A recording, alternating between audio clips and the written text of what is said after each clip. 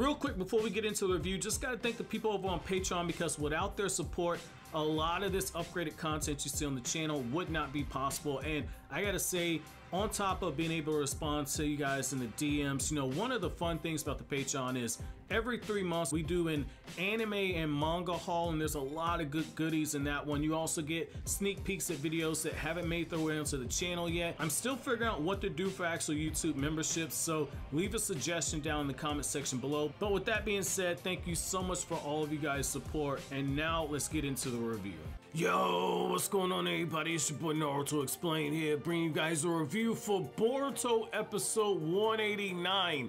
And yo, we finally got Kawaki going into action, and if you read the manga, there were a few small details that were made to the actual animation that if you read the manga consistently, you notice the small changes, like Afro Konohamaru finally making his debut in the anime. Really nice to see that. Also really nice to see the small touches that were done to Delta's appearance, as well as the small changes made to Boruto's appearance and Kawaki. Really good. However, obviously the star of today's episode is gonna be Kawaki and the rampage this dude went on throughout the actual episode.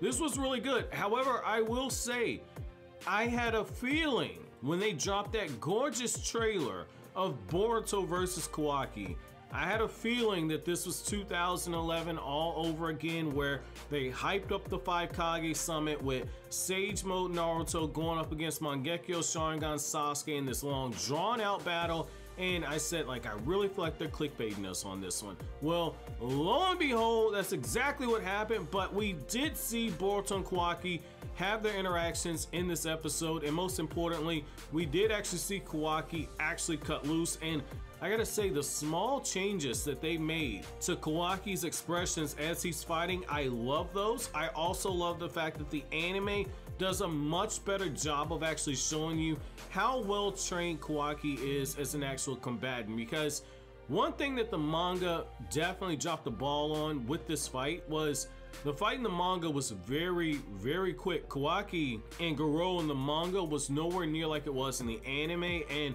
I like the fact that they added extra sequences to this. This gives me a lot of hope for when Naruto gets both of his big fights in this arc.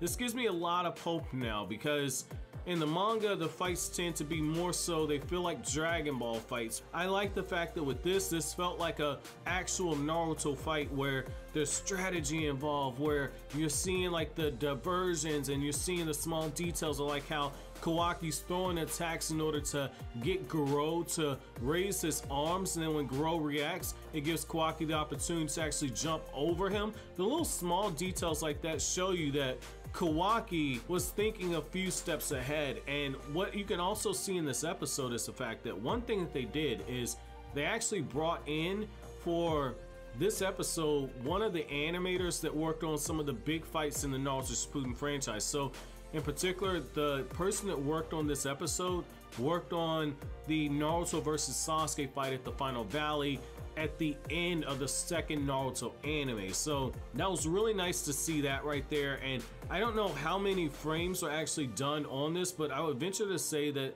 the number of original cuts that were actually done for this episode is probably somewhere close to what you got in the Boruto and Sarada versus Deepa battle that happened during the rematch, which actually had more new original cuts than you actually saw with Naruto and Sasuke versus Momoshiki. You can definitely tell they put in work on this one. And I gotta say, like, seeing Kawaki go through and he's just using all these taijutsu attacks, he's allowing his body to transform, and then he's hurling those projectiles at Garou, and you see Garou slowly starting to get worn down. I like seeing that, but I also like the fact that you see how Kawaki's fighting with a huge sense of desperation, because Kawaki understands that his body's not going to be able to keep up that level of pace right now. And for you guys that are anime only, you see how deadly Kawaki's fighting? This is Kawaki as he's exhausted. And so I like that right there because you guys get an idea of how powerful he is. What I will say though is you should be seeing right now that Kawaki is clearly leagues ahead of the other Ganon that you see in the series. So I like that you're seeing that little bit right there, and I like how, you know, you get this one point where Kawaki makes like a brass knuckle. The dude's just going through swinging and he's going for body shots, which is really nice to see. I like how you get this one shot to where he dodges one of Garrou's attacks at point blank range when Garou is shooting off those chakra blasts, and I like how Kawaki's using the actual shuriken in order to try and attack this dude in the back, and that's when you get your first sign that Kawaki's beginning to wear down, and then it just slowly starts going on there. Like, I like the realism in it to where when Kawaki sees that his attacks aren't effective anymore, how all of a sudden his attacks start to have less effect, and you see the frustration in the way that he's acting, and it's a very real thing. I like that one right there, and I like how you get this moment where Garou begins to overpower Kawaki, and you see how Kawaki gets the shirt ripped off of his body at one point, or the back of the jacket, and he gets slammed down, and you see how Kawaki gets picked back up and clothesline, and the way that he's tumbling and flipping. Very nice to see that part right there. And I like how Garou, when he shoots off that huge chakra blast, Kawaki, it's all he can do to actually transform his body to actually deflect the attack that's coming at him. Very nice right there. Very, very nice. And I like how Garou just gets right in his face. And that's when you see Kawaki in full desperation. You see Garou, he's got this dude in the bear hug, and he just picks this dude up and he suplexes him, throws him up in the air. You see Kawaki tumbling. He's doing his best Hinata impression from the Pain arc. And then when Kawaki reaches his apex, that's when Kawaki says, okay, I got an opportunity here. And he grabs the portion of his body that was transformed, and it's a small rock, and he uses that to actually deflect the attack that would have impaled him all the way through. You get this very beautiful shot where Kawaki is starting to roll over, and as Kawaki gets up from the ground, he transforms his body once again to try and impale Garou, but again, he has no striking power now because he shot his best shots. His stamina has run out. So I like what you see there. I really like what you see there. That's actually really good sequences right there.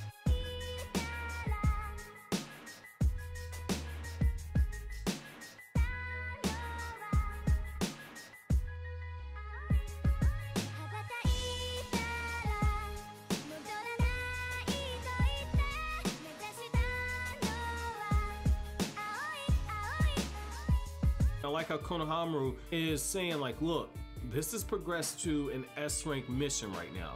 Stand back and let me protect you. Konohamaru is looking at it, and he realizes that the vessel that they were looking for, that Al was looking for, is Kawaki.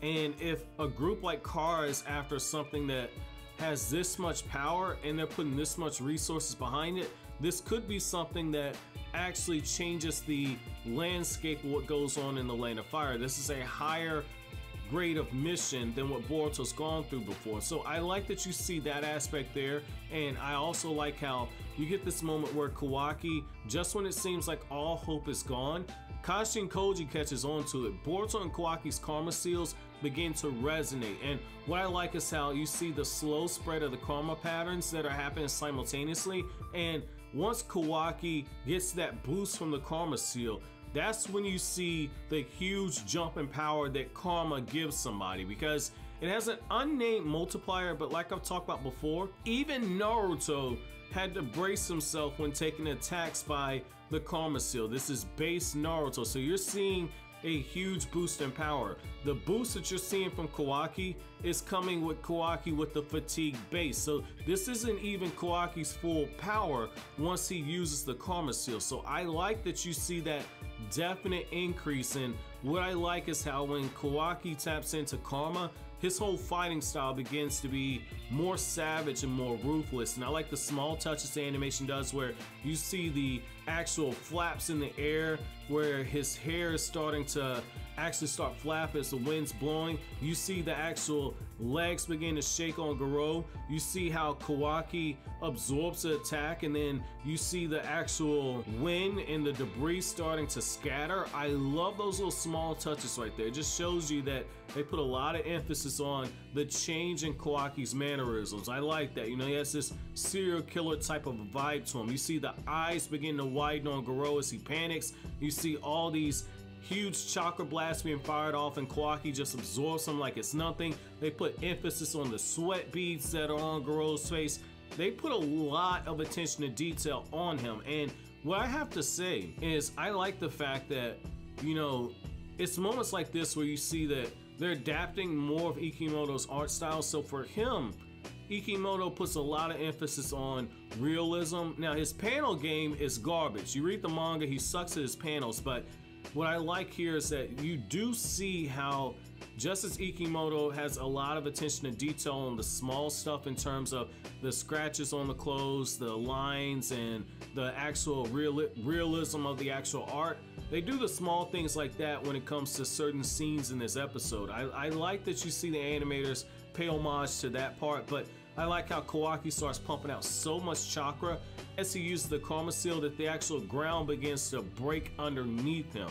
In the actual manga reviews, when you guys hear me say all the time about how important it is to use anticipation panels to set up your impact shots, to set up those huge hype moments like when Kawaki eviscerates the entire upper half of Garou's body, or when he just skewers this dude, this is what I'm talking about when I say slow down the scenes in the manga and live in the moment a little bit, add in those small details, because a lot of what you saw in this entire fight was not actually in the manga. The manga version of this fight, just being honest with you, was absolute dookie. It sucked in the manga. The anime version is night and day, and you can see why Ikimoto said back in 2018 when he looks at the anime versions of his fights, he starts feeling insecure about his own work because the animators do a much better job at having actual soul in the actual fights. You can tell that Ikimoto, a lot of his stuff is carbon copy Dragon Ball stuff, and so I like how they took their time here in the small details like Garou's legs shaking and his eyes widening as Kawaki's approaching him, Kawaki getting in front of his face like that, the small details like Garou just breaking into slow tears as he realizes he's about to actually pass away, and just the actual action sequences themselves. None of this was rushed, and I guarantee Twitter's probably going fucking crazy right now. It makes me very excited for what's gonna happen when Naruto versus Delta takes place. Like, this goes back to what I said. The mangaka is not necessarily the best when it comes to being the lead guy. He has a lot of good strengths, and you see the strengths in this episode when they directly adapt what he does best, which is the details and the realism of the designs. But this fight, this should be that wake-up call right here, because this is exactly how this should have gone down in the manga. This was a very good fight.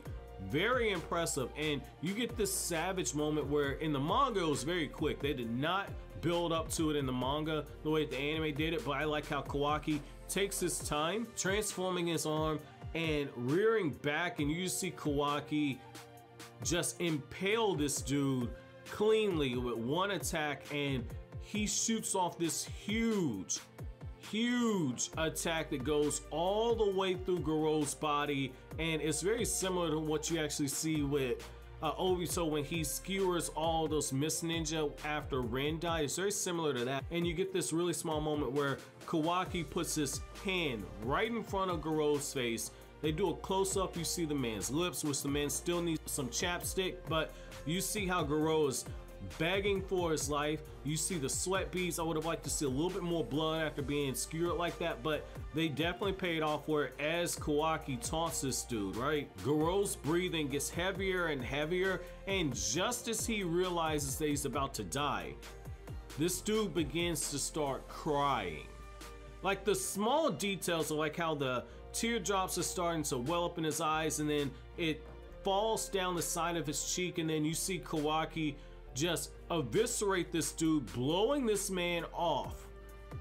His entire upper body gets eviscerated, and you see the giant scale of the actual explosion. It's enough so to where Delta herself thinks that Kawaki eviscerated all the Konoha Shinobi that's nearby, which if Boruto didn't have karma, it would have. I like that you see how Kawaki didn't just eviscerate this dude, but Kawaki also sent the man's body flying off. Like, I love that. You only see the bottom portion of Garou's body. Like, I love that savage nature that you see there. And what I will say in the closing portion is that I like how after Kashin Koji sees everything, he tells Delta, like, look, we could go down there, you could kill all those Konoha Shinobi, which Delta could do. Delta's a very strong car member, but what I do like is the fact that Kashin Koji understands they're seeing something interesting with Kawaki and Boruto's karma seals resonating, and I like how he's saying we need to continue to actually watch the situation play out. Now, you have to keep your eyes on Kashin Koji. That's one thing I'll tell anime only fans, but what I like here is that you see this huge divide between Boruto and Kawaki after Boruto absorbs Kawaki's attack and manages to actually save Team 7 from being blown away. I like how Kawaki, his body begins to overheat. So like Katasuke said, Mitsuki was genetically engineered. Kawaki was still a normal human being. He just had his body scientifically enhanced. That's what you hear me say repeatedly. Kawaki is not an android. Androids are fully robotic. Kawaki's body has been augmented. His body's been turned to a scientific ninja weapon tech, but he himself is still human.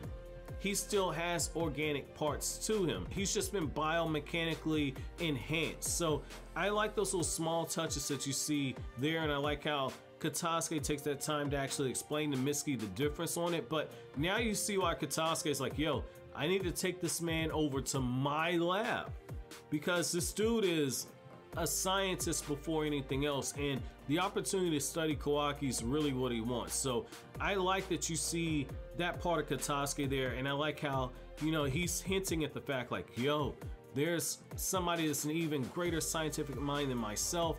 He's referring to Amado, so I think that that's pretty cool that, you know, the anime is, you know, paying those bits of foreshadowing right there. It's a very intense foreshadowing what you see there. But overall, this was a cool episode. Looks like next week they're going to continue in this particular art style, and I gotta say, I like the small changes they made, like with the color palettes and everything. Very, very nice. So my episode question to you guys is, what were your thoughts?